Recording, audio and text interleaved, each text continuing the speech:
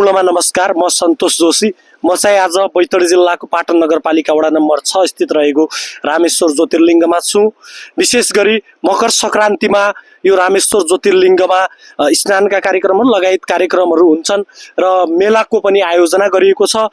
योभन्दा अगाडिका वर्षहरूमा पनि मेलाको आयोजना गरिएको थियो। यो वर्ष पनि मेलाको आयोजना गरिएको छ र म रामेश्वर धामका संस्थापक अध्यक्ष तथा समाजसेवी व्यक्तित्व र यस मेलाका संयोजक श्री रामसिंह विष्टलाई म यो कार्यक्रममा जोड्न चाहन्छु र मेलाको के कस्तो तयारी भएको छ संयोजकजी? नमस्कार, म रामसिंह विष्ट। जय रामेश्वर धाम, राधे राधे। मेलाको बारेमा भक्तजन श्रद्धालुहरू जुटिराख्नु भएको छ।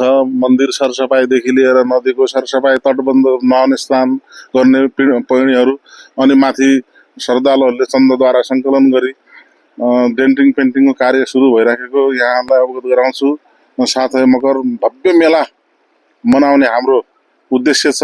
श्रद्धा नै आस्था श्रद्धा नै एकदम विश्वास द्वारा चाहिँ भगवान प्राप्त हुन्छ। हाम्रो यो स्थापना कालदेखि नै मकर मेला बनाउने प्रारम्भ सुरु भइराखेको छ। हाललाई यस्तै हो, धार्मिक भजन कीर्तन, महिला देउडा कार्यक्रम सञ्चालन भइरहेको छ। विशेष गरी तपाईँले यो कुराहरू त जोड्नुभयो। यहाँ विभिन्न कार्यक्रमहरू, धार्मिक अनुष्ठानका कार्यक्रमहरू हुन्छन्। त्यसै गरी व्रतबन्ध लगायत नित्य पूजा देउडा कार्यक्रम पनि यो मकर सङ्क्रान्ति मेलामा यहाँ आयोजना गर्ने भन्नुभयो। तपाईँ एउटा मूल समितिको संयोजक पनि हुनुहुन्छ।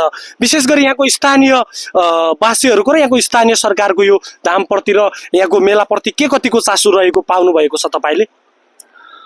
अलिअलि सुस्तो छ स्थानीयको। हाम्रो स्थानीय वडा नगरपालिकाद्वारा त्यति खासै चासो गरेको हामीलाई लाग्दैन। बरु स्थानीय गाउँले जनता भक्तजनहरूले नै यसमा सक्रिय देखाएको म प्रत्यक्ष चाहिने भन्न चाहन्छु।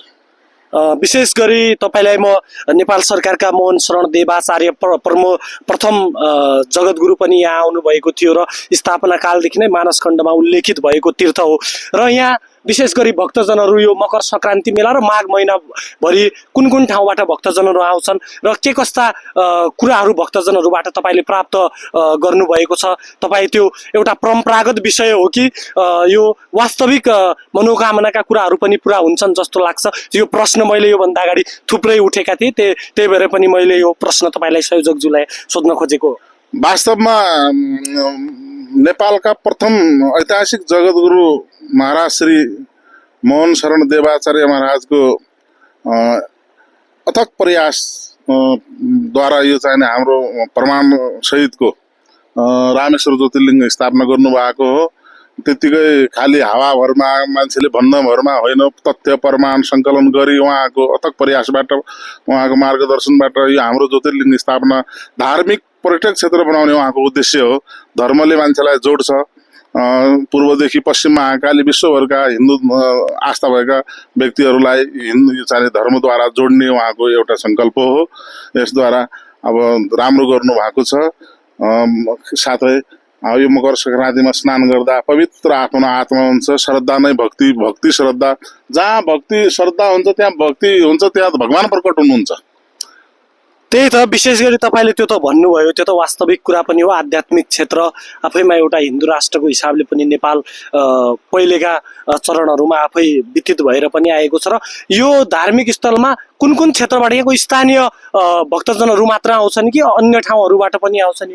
पूर्व मेचीदेखि पश्चिम महाकालीसम्मका भक्तजनहरू गाडी रिजर्भ गरी टाढा टाढाबाट वयोवृद्धहरू यहाँ आइ दर्शन गरी जानुभएको हामीसँग प्रमाणहरू, अभिलेखहरू पनि छ। आउनुहुन्छ स्थानीय जिल्लाबाट भक्तजनहरू, आस्था भएका व्यक्तिहरू आउनुहुन्छ यहाँ। हुन्छ, हस्, धन्यवाद।